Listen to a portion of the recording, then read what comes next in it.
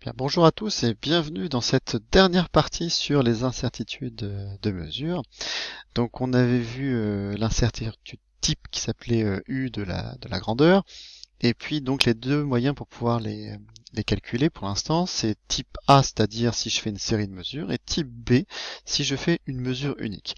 Il existe encore un troisième moyen de calculer l'incertitude, c'est à partir bien d'une formule, tout simplement. Voilà, si je calcule une mesure, par exemple ici on va calculer la valeur de la résistance, eh bien je la fais pas directement, je la fais par la mesure de la tension et de l'intensité, et puis à l'aide de la loi d'Ohm, je vais pouvoir trouver ma valeur de résistance. Donc évidemment, il y a une incertitude qui va être due à l'aide d'un calcul.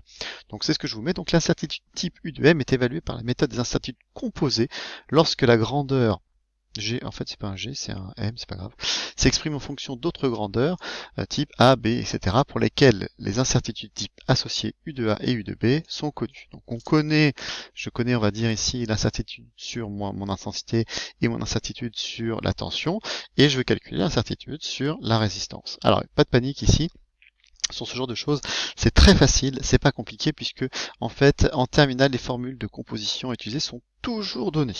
Donc il faut juste, comme tout à l'heure, appliquer une formule et c'est beaucoup plus simple, c'est pas très compliqué une fois qu'on a vu ça.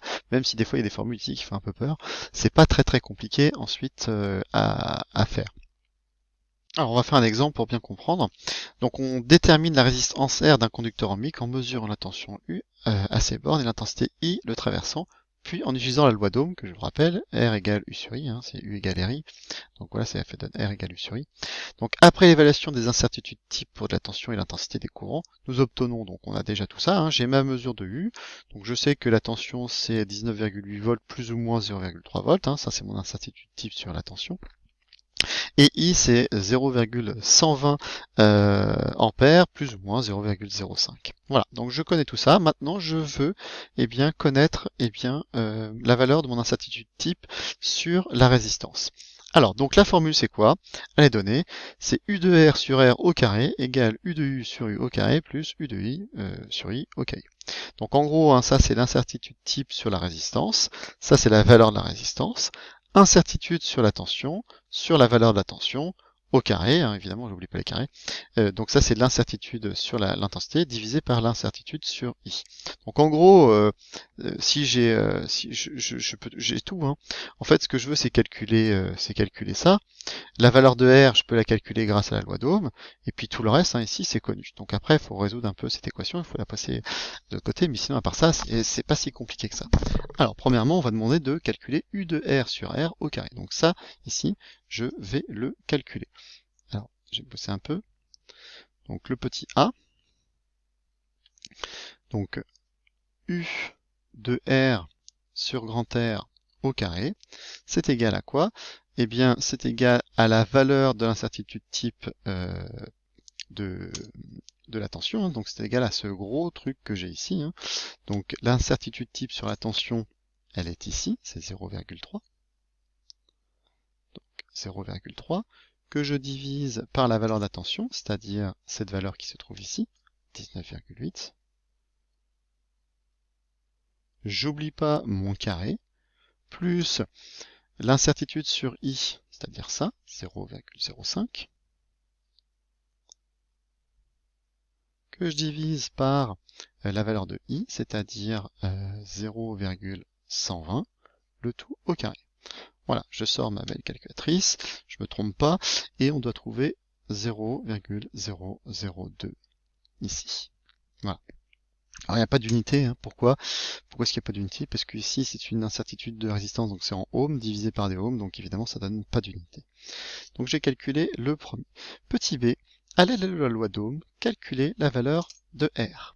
Alors R ici c'est U sur I, donc la valeur de U c'est ça, la valeur de I c'est celle-ci. Donc R égale U sur I, donc U c'est 19,8, que je divise par 0,120, donc pareil, ça si on sort la calculatrice, on va trouver 165 ohms. Voilà. Donc en gros, je connais ça, je peux trouver celui-ci, c'est exactement ce qu'on va vous demander dans les déduire des questions A et B, la valeur de U de R. j'ai plus de place. Donc, U de R sur R, le tout au carré. Hein, c'était égal à, je me souviens plus de la valeur, 0,02. Voilà, c'est ça.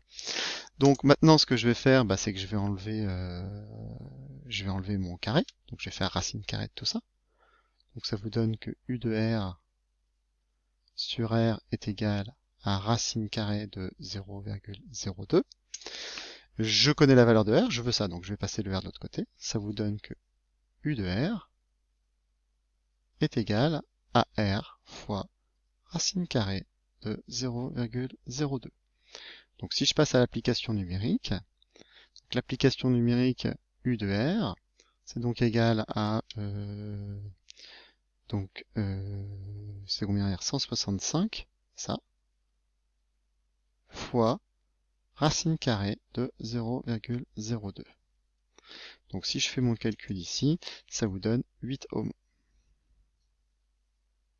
Voilà. Donc ça y est, j'ai mon incertitude type, j'ai qu'un seul chiffre, c'est parfait. Donc j'ai pas besoin de faire autre chose. Donc dernière question, présenter la mesure sous la forme m égale m mesuré, comme on a l'habitude de faire, évidemment. Donc ça vous donne que le petit, ça c'est le petit c, ça c'est le petit t.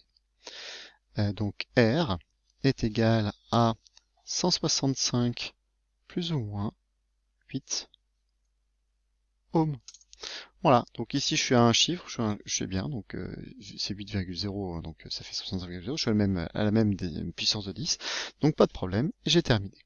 Dernière partie, c'est comparaison des différentes sources d'erreurs. Bah oui, parce que en fait, maintenant que j'ai fait mon calcul ici, eh bien j'ai une incertitude sur la mesure de U, une incertitude sur la mesure de I, laquelle va véritablement augmenter mon incertitude. On va dire donc quel est le poids de l'incertitude, quelle est celle qui va entre guillemets peser plus lourd dans la valeur de l'incertitude. Donc comment est-ce qu'on fait? On va faire tout simplement un pourcentage de l'incertitude sur eh bien la valeur totale que l'on a ici. Alors c'est ce que je vous mets à la suite, c'est comparaison des différentes sources d'erreurs. Alors pour comparer le poids des différentes sources d'erreurs pour une mesure, il faut calculer l'incertitude type de chacune, puis faire le rapport avec l'incertitude type de la mesure globale. D'accord? Donc si on a une incertitude composée de la forme, c'est ce qu'on a fait tout à l'heure. Là il y a 3 termes, tout à l'heure il n'y en avait que 2, mais globalement, voilà, si je mets cette forme-là avec 3, 4, 5, bon, peu importe, ça ce sera toujours donné quoi qu'il arrive. Et bien le poids de l'erreur que je vais appeler P de X, et bien c'est quoi? C'est le rapport de l'incertitude de la grandeur, donc ça, divisé par cette chose-là. Voilà, fois 100 pour avoir un pourcentage. Donc en gros, si je veux savoir si mon X ici, c'est celui qui va me donner le plus d'incertitude, ou le Y ou le Z, eh bien je prends le X et puis je divise par ce que j'ai obtenu ici, fois 100. Et dans ce cas-là, eh bien on va voir quelle est la mesure qui va me donner le plus d'incertitude. Donc c'est ce qu'on va essayer de faire avec l'exemple qu'on a vu juste avant. Donc à l'aide de l'exemple précédent, calculer le poids de l'erreur liée à la mesure de la tension ainsi que celui lié à la mesure de l'intensité. Donc en gros, moi ce que je veux, c'est P de U, hein, c'est un petit p, P de U, donc le poids. Donc je vais prendre l'incertitude de U sur U, donc ça, que je divise par ça, fois 100. Donc c'est donc égal à U de U sur U, ça fait beaucoup de U, sur le tutu, divisé par, divisé par, du coup je sais plus ce que je raconte, U de R sur R, le tout au carré. Alors si je fais ce calcul-là, je vais reprendre mes valeurs. Donc U de U c'est, je sais plus, 0,3. Je fais un trait de fraction, pas beaucoup de place. 0,3 sur, il faut que je regarde, ça fait combien ça? 19,8, voilà. Le tout au carré, que je divise, attends j'ai oublié le fois 100. Je commence à fatiguer.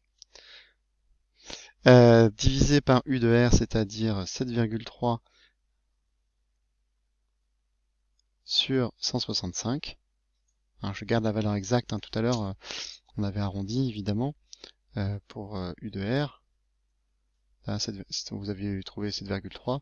On arrondit hein, forcément, mais je prends la bonne valeur, sinon évidemment vous n'aurez pas le résultat. L'approximation n'est pas une bonne chose. Donc ça, c'est on fait ce calcul-là, on trouve 11,7%. Et puis maintenant, je veux le poids de mon intensité, donc même chose. P de I égale U de I sur I au carré. Bon, j'écris pas bien, je suis fatigué. Divisé par U de R sur R, le tout au carré. Donc là, je reprends mes valeurs. Ça vous donne 0,005 sur 0,120. Le tout au carré. Divisé par 7,3 divisé par 165. Le tout au carré. Fois 100, évidemment. Sinon, ça marche pas. Et dans ce cas-là, eh bien, vous avez 88,3. Pardon, 88, oui, c'est ça, 3. Alors évidemment, hein, la somme des deux ici, ça fait 100, hein, puisque bah, l'incertitude de R, c'est en partie de U et en partie de I. Donc évidemment, la somme des deux, ça fait 100. Donc soit vous, s'il y en a que deux, bah, vous en calculez une, puis vous faites 100 moins cette valeur-là pour avoir celle-ci. Hein, c'est plus facile, ça vous fait un gros calcul en moins. En tout cas, on s'aperçoit que globalement, eh bien, l'incertitude ici, 90% quasiment de l'incertitude, elle vient de la mesure de l'intensité. Donc c'est ça. Vous voyez, pourtant ici j'ai beaucoup plus de précision, mais finalement c'est ça qui va faire en sorte que ma mesure n'est pas bonne. Ça veut dire qu'en gros, si je veux augmenter ma précision de mesure, il va falloir que j'augmente mon incertitude sur type sur intensité. Donc soit pas avec un multimètre plus précis, on peut changer le calibre pour avoir quelque chose de plus précis, soit avoir un multimètre de meilleure qualité, ou alors on peut aussi faire plus de mesures d'intensité. C'est-à-dire qu'on fait plus de mesures, hein, puisqu'on avait vu que plus on faisait de mesures et plus l'incertitude type va diminuer forcément. Donc c'est comme ça qu'on peut faire pour pouvoir augmenter la précision de notre résultat. Voilà, je vous souhaite une bonne journée et puis je vous dis à bientôt. Au revoir.